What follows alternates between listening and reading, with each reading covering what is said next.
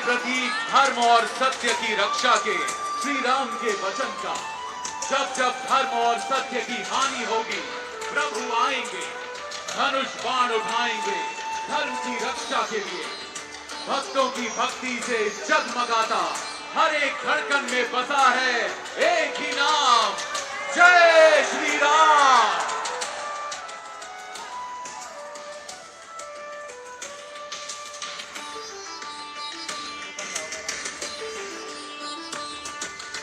धर्म और कर्तव्य से बंधे श्री राम माता और पिता के वचन की रक्षा के लिए राजसी घाट बाट छोड़ हंसते हंसते वन की ओर प्रस्थान कर गए। पत्नी रावण का उद्धार, ज्ञानवान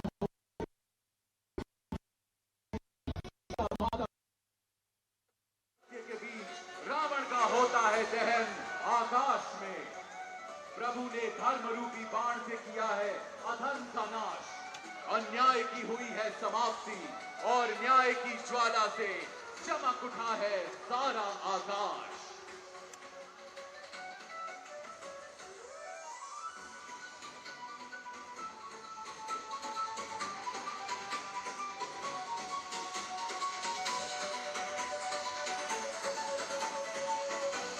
और अब देखिए, रावण का अंत कर विभीषण को लंका की राजगद्दी पर बैठा प्रभु श्री राम, माता सीता, भाई लक्ष्मण और वीर हनुमंत के साथ पुष्पक विमान से अयोध्या की ओर चले आ रहे हैं।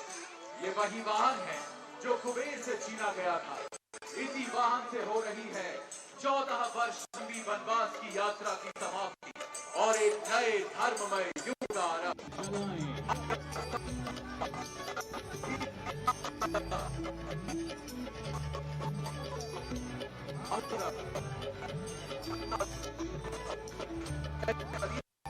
शुभम करोति शत्रु बुद्धि विनाशाय दीप ज्योतिर्नमोस्तुते। आज का ये दीपोत्सव स्थापना और न्याय का उत्सव है। ऐसा प्रतीत होता है जैसे त्रेता युग की अयोध्या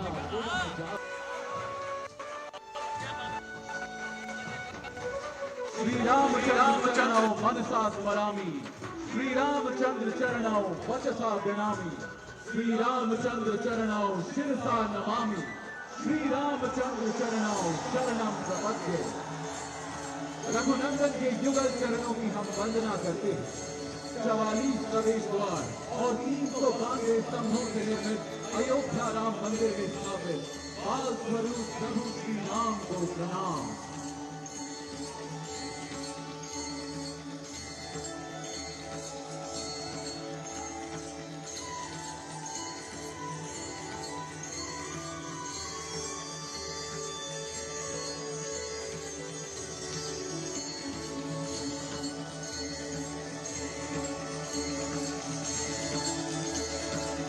जय हो गदाधारी पवन पुत्र प्रभु हनुमान की। पवन पुत्र हनुमान प्रतीक है मित्रता और आस्था का। अपने आराध्य श्री राम के प्रति बजरंग बली हनुमान का ऐसा समर्पण था कि उन्होंने अपने आराध्य के लिए हर बाधा को पार किया, समुद्र को लांघा, पर्वत को उठाया और अपने प्रभु का संदेश लंका तक पहुंचाया। हनुमान जाने नहीं जाते राम के बिना और राम है अधूरे हनुमान के बिना।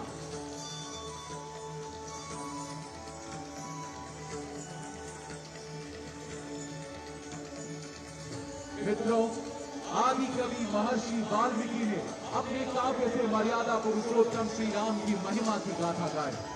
महर्षि वाल्मीकि के काव्य से निकल प्रभु श्री राम भारत भूमि के हर कोने में फैल गए। महर्षि वाल्मीकि और उनकी अटूट भक्ति और साधना का ही परिणाम है कि रामायण युग युगांतर से आज तक जीवित है। इस गाथा के जनक को हमारा कोटि कोटि प्रणाम।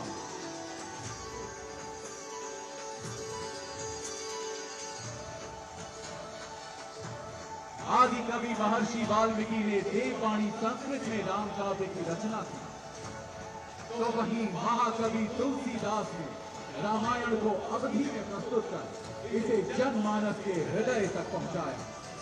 रामचरितमानस न केवल साहित्य का एक अनमोल रत्न है, बल्कि ये भक्ति की एक अनूठी परंपरा का प्रतीक भी है। देश की विभिन्न भाषाओं के विभिन्न कवियों ने अपने काव्य में अपने आराध्य प्रभु श्री राम की आराधना की है और भक्ति का रसपान किया है।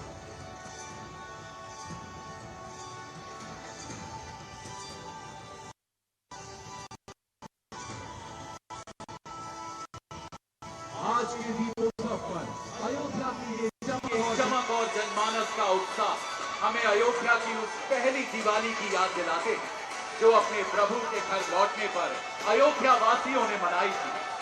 लाखों दियों के प्रकाश से प्रकाशित अयोध्या ऐसा लग रहा है जैसे लाखों तारे आकाश से उतरकर धरती पर बिखर गए हों।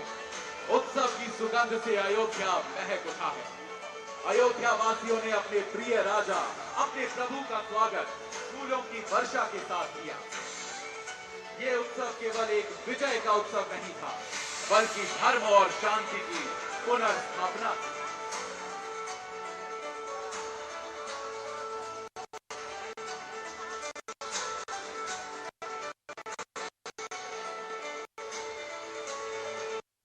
राम राज्य की परिकल्पना से प्रेरित उत्तर प्रदेश सरकार की नवीन सोच ने आज अयोध्या के पवित्र आकाश में मुमकिन किया ये प्रदर्शन। आज का ये उत्सव है प्रौद्योगिकी और परंपरा का। भारत एक प्राचीन सभ्यता है जो अपनी सांस्कृतिक विरासत भी संजोए है, किंतु विज्ञान और तकनीक में भी हम दुनिया के सबसे उन्नत देशों के साथ प्रतिस्पर्धा करते हैं। श्री राम की कृपा से आज का नया भारत सशक्त, गर्वित और निर्भीक है।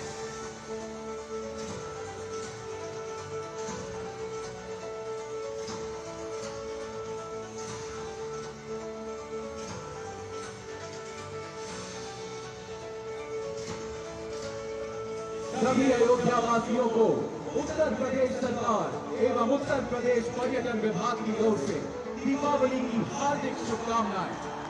हमारी यही आशा है कि इस दीपोत्सव का प्रकाश आपके जीवन को समृद्धि, शांति और खुशियों से भर दे।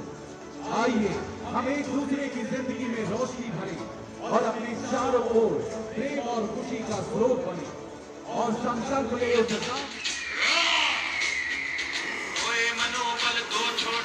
लड़ सकता बड़े विपक्षी से, अब निकाल तलवार, लग गया रावण लड़ने पक्षी से। हासले रावण ने काटे जटायु के परडे, गिरा भूमि पर आंख जटायु, सीता देख लगी रोने। सीता जी को लेकर रावण चल दिया अपनी लंका को, किंतु ना वो जीत सका बातों से सीता माता को।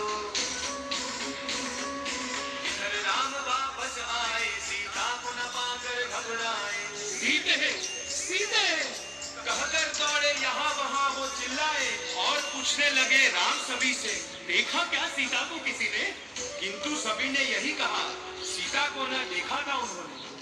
हिरणों फूल लताओं से राम ने पूछा वृक्षों से, दशों दिशाओं में जाकर पूछा अबोध और दक्षों से। मिली नहीं जब कोई खबर, फूट पड़े अपने श्री राम, जनक सुता के संग गया उनका सारा सुख सम्मान। सीता माँ को तकते तकते राम चल पड़े दक्षिण ओर, वहाँ दिखा एक दिन में उनको एक जंगल की झोर। जान के उन दोनों की पीड़ा ले आया मैं उन्हें किष्किंधा। पत्नी वियोग में बैठे सुग्रीव, करे थे बाली की निंदा।